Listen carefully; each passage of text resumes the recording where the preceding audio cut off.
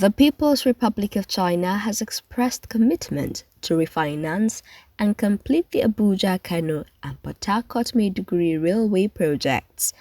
This is contained in a statement issued in Abuja by Mr. Stanley Kocha, Senior Special Assistant to the President on Media and Communications in the Office of the Vice President. Kocha, in the statement, quoted the President of China, Xi Jinping, as making the pledge while responding to requests made by President Bola Tinubu during a bilateral meeting in Beijing. The news agency of Nigeria reports that President Tinubu is represented by Vice President Kashim Shettima at the ongoing Belt and Road Initiative Forum in China. The Chinese president, who was visibly elated to receive the Nigerian delegation led by Vice President Shettima at the People's Building in China, pledged increased investment in Nigeria's power generation and digital economy. He called for the protection of Chinese nationals working in Nigeria. In the area of security, President Xi Jinping promised a continued crackdown on terrorists. He also gave assurance that China remained committed to peace in the Sahel region. Earlier, Vice President Shettima, who delivered the well wishes of President Tinubu, described the rail project as very vital to the President and people of Nigeria. He said the project remained a legacy project that will further open up the nation's economy, create jobs, and boost trade and investments across the country. Since its establishment in 2013, the BRI, which can be said to be the largest development undertaking in the world, has made giant strides in achieving groundbreaking contributions to world economic growth and development, especially in areas of infrastructure and people-to-people exchanges.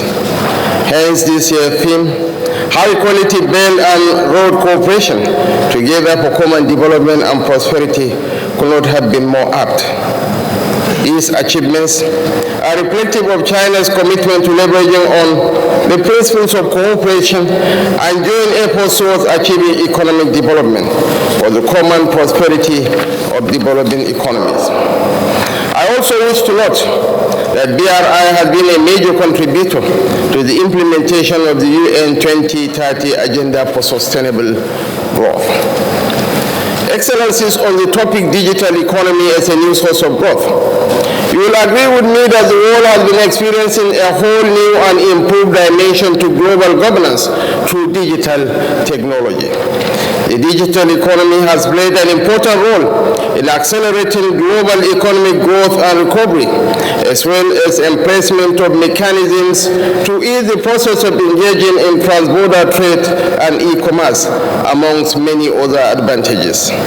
As the world emerges from the global economic downturn caused by the COVID-19 pandemic, there is crucial need for developing economies to employ digital transformation practices in aspects of manufacturing, agriculture, retail, human capacity building, as well as medical and health care, in order to achieve any meaningful and sustainable development.